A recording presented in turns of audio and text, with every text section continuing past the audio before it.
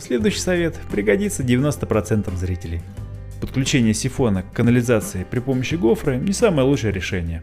Гофра – это зло, так как является дополнительным источником засоров, благодаря ребристой поверхности и перегибам.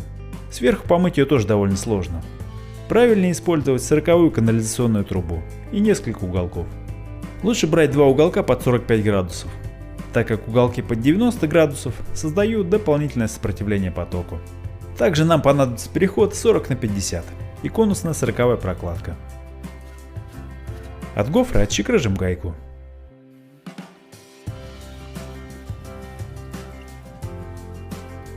Дальше примеряем конструкцию и чтобы соединить ее с сифоном, отрежем еще один кусок 40-й трубы.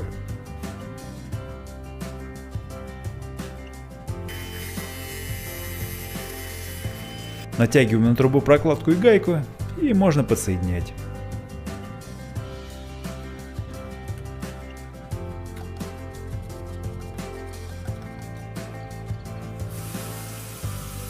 Проверяем, ничего не капает, значит я молодец, можно взять с полки пирожок.